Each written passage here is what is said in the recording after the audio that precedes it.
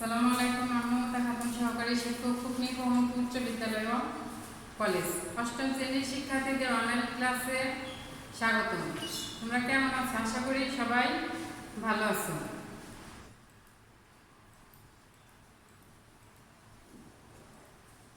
শিক্ষার্থী বন্ধুরা, এখানে একটা ছবি আছে, দেখো এই ছবিতে কি দেখা যাচ্ছে?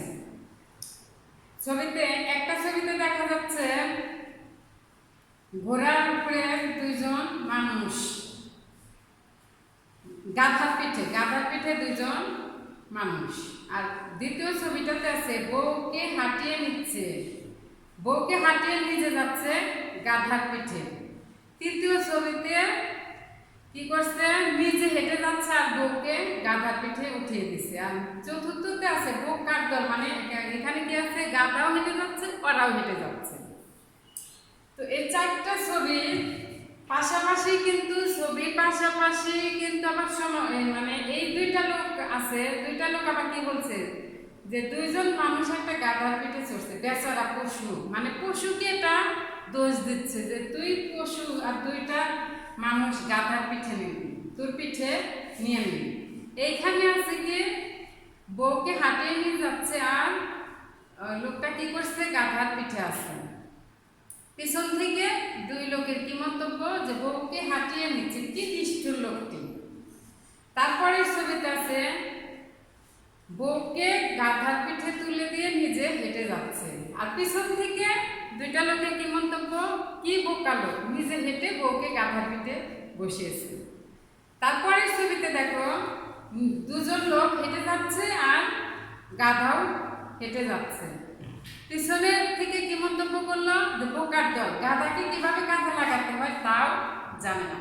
ছবিগুলো দেখে তোমাদের কি মনে হচ্ছে? তোমরা তো দেখতে পাচ্ছ যে ছবিতে কি ধরনের ছবি দেওয়া আছে। চারটা ছবিতে চারটা ইঙ্গিত দিয়েছে, কি ধরনের।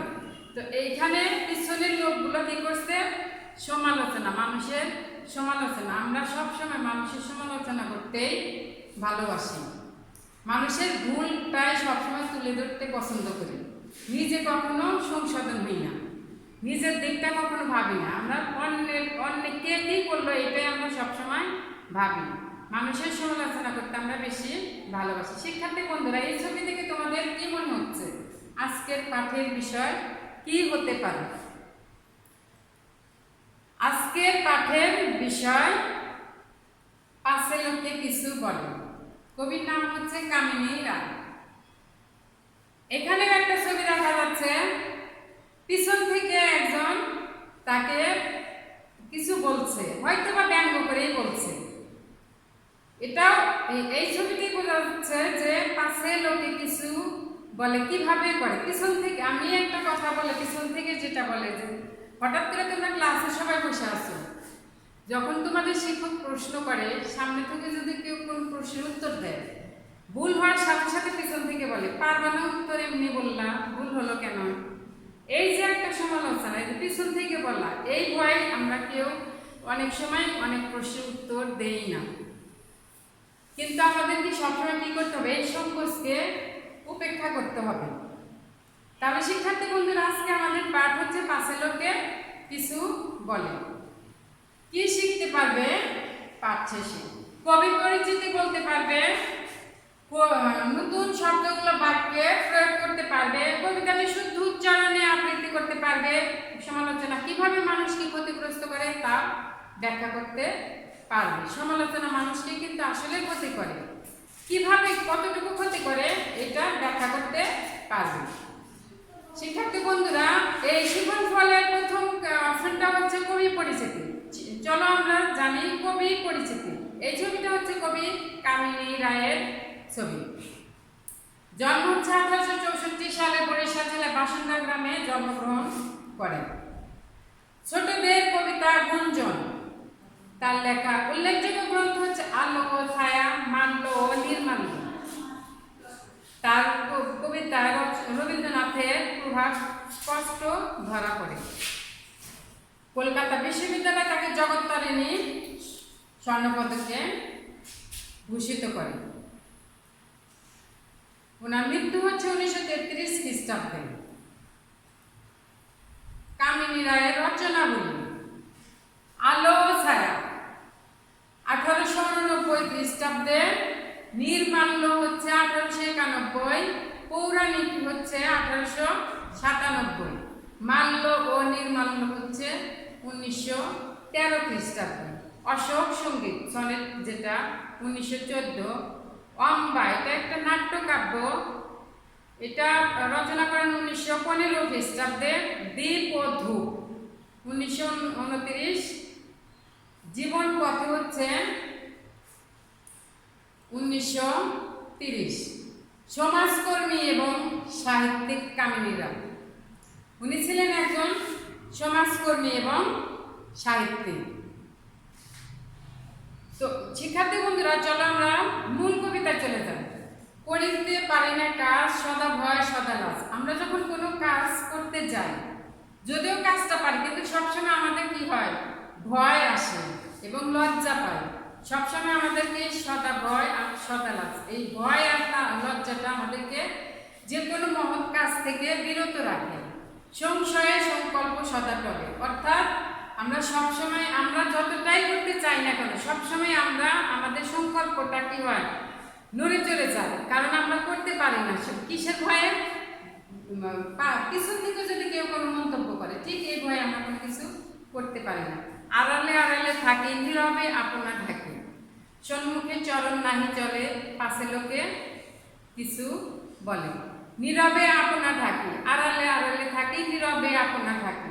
অনেক সময় কোনো প্রশ্নের সম্মুখীন হওয়ার ভয়ে আমরা কি করি, একজন আরেকজনের পিছনে পিছনে থাকি, মানে চুপচাপ থাকি, যাতে করে আমাকে কেউ না দেখে এবং কোনো প্রশ্ন না করে। কোনো প্রশ্নের সম্মুখীন হলে তো আমাদেরকে উত্তর দিতে হবে, আর এই উত্তর দেওয়ার ভয়, যদি উত্তরটা ভুল হয় তাহলে তো সবাই মানে সমালোচনা করবে। ঠিক এই ভয়ে আমরা কি করি, নিজেকে নীরবে নীরবে ঢেকে রাখি, মানে কারোর সামনে আমরা যাই না।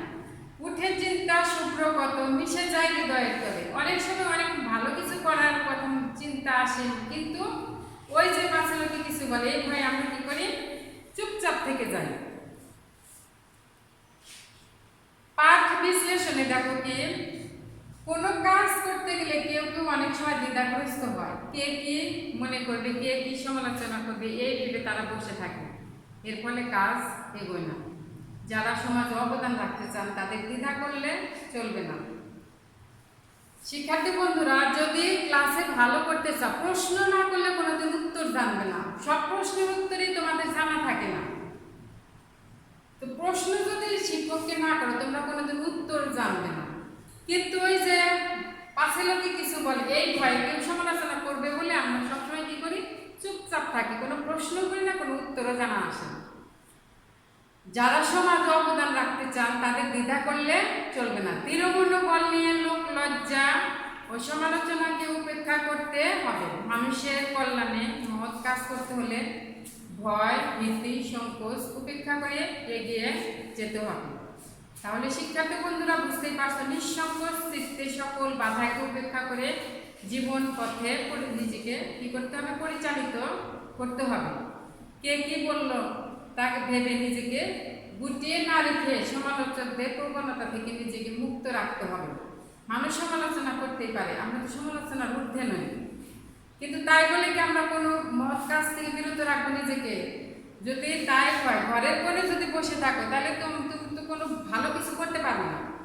তার জন্য বলা হয়েছে যে কে কি বললো এইটা ভেবে নিজেকে গুটিয়ে না রেখে কি করতে হবে, আমাদেরকে সামনের দিকে এগিয়ে যেতে হবে এবং সমালোচকদের প্রবণতা থেকে নিজেকে মুক্ত রাখতে হবে।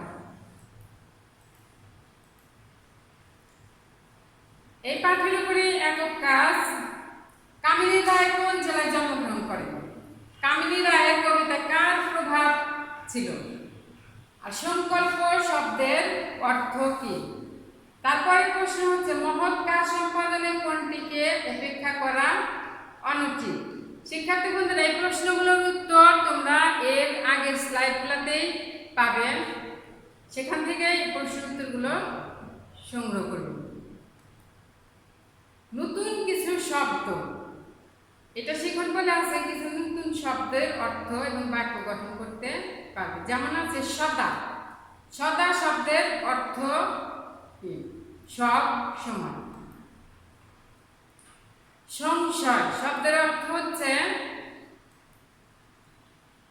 সন্দেহ। সংশয় শব্দের অর্থ হচ্ছে সন্দেহ। সংকল্প শব্দের অর্থ হচ্ছে মনের দৃঢ় ইচ্ছা। শুভ্র অর্থ হচ্ছে সাদা।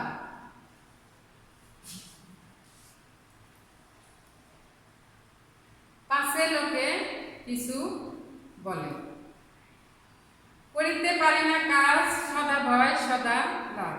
সংশয় সংকল্প সদা টলে পাছে লোকে কিছু বলে। শিক্ষার্থী বন্ধুরা, এখানে সংশয় শব্দের অর্থ এবং সংকল্প শব্দের অর্থ। সংশয় হচ্ছে সন্দেহ আর সংকল্প হচ্ছে মনের দৃঢ় ইচ্ছা। আড়ালে আড়ালে থাকে। দেখো শিক্ষার্থী বন্ধুরা, এখানে একটা ছবিতে দেখো আড়ালে আড়ালে থাকে, তার মানে আমি কিন্তু পিছন দিয়ে আছে কি নীরবে আপনা থাকি সম্মুখ চরণ নাই চলে। অর্থাৎ আমরা যখন কোথাও যাইতে নেই, যেখানে যাই না কেন সম্মুখে আমরা বসতে চাই না, যে সামনে বসলে হয়তো কোনো প্রশ্নের সম্মুখীন হব। এই ছবিটাতে কিন্তু ঠিক এটাই বোঝা যাচ্ছে। হৃদয়ের উদ্ভুত মতো ওঠে শুভ্র চিন্তা কত, মিশে যায় হৃদয়ের তলে পাছে লোকে কিছু বলে। মনের মধ্যে অনেক কিছুই উদয় হয়, কিন্তু ওই যে পিছন থেকে একজন বলবে, এই জন্য আমাদের এই চিন্তাগুলোকে কি হয় মুছে যায়। সবকিছু হৃদয়ের তলেই আবার মুছে যায়। প্রাণ কাঁধে প্রাণ জবে আঁকে সযতনে শুষ্ক রাখে, নির্মল নয়নে জলে পাছে লোকে কিছু বলে। কাঁধে প্রাণ জবে আঁকি, অনেক সময় মানে চোখে পানি আসলেও কি করি সযতনে শুষ্ক রাখি, অর্থাৎ চোখটা আমি সবসময় শুকনো রাখার চেষ্টা করি যাতে কেউ না দেখে, এবং দেখলেই তো আমি সমালোচনার মধ্যে পড়ে যাব। একটি স্নেহের কথা প্রশমিতে পারে ব্যথা। অনেক সময় আমার মনে অনেক দুঃখ আসতে পারে, কিন্তু একটি স্নেহের কথা অনেক সময় এই কষ্টটাকে কি করে দিতে পারে, ব্যথাটাকে কি করে দিতে পারে, উপশম করতে পারে, প্রশমিত হতে পারে। চলে যায় উপেক্ষার চলে পাছে লোকে কিছু বলে। কিন্তু আমরা অনেক সময় এরকম দেখেও না দেখার ভান করে চলে যাই, তাকে কিছু না বলে আমরা কি করি দেখে না দেখার ভান করে চলে যাই। মহৎ উদ্দেশ্যে যাবে একসাথে মিলে সবে, পারে না মিলিতে সেই দলে পাছে লোকে কিছু বলে। যে কোনো মহৎ কাজ করতে গেলেও আমরা একসঙ্গে সবাই মিলেমিশে করতে পারি না, কারণ সমালোচনার ভয়। আমাদের কোন ভয়টা থাকে সেখানে? সমালোচনার ভয়। দলগত কাজ। মহৎ উদ্যোগের জন্য সমালোচনা উপেক্ষা করা প্রয়োজন। উক্তিটি ব্যাখ্যা করো। শিক্ষার্থী বন্ধুরা, এটা তোমাদের জন্য দলগত কাজ। একটা মহৎ উদ্যোগের জন্য সমালোচনা উপেক্ষা করা প্রয়োজন, অবশ্যই প্রয়োজন। সমালোচনা উপেক্ষা না করলে আমরা কোনোদিনও কোনো মহৎ উদ্যোগ নিতে পারবো না। উক্তিটি ব্যাখ্যা করো। মূল্যায়ন প্রশ্ন। মহৎ কাজ সম্পাদনে কোনটিকে উপেক্ষা করা উচিত? আর প্রশমিত শব্দটির অর্থ কি? শিক্ষার্থী বন্ধুরা, তোমাদের জন্য বাড়ির কাজ হচ্ছে পাছে লোকে কিছু বলে। শীর্ষক কবিতার বিষয়বস্তুর উপর ভিত্তি করে একটি নাটিকা রচনা। ধন্যবাদ। আজ এ পর্যন্তই। আগামী ক্লাসে পর্যন্ত সবাই ভালো থাকো। ধন্যবাদ। সবাই ভালো থাকো।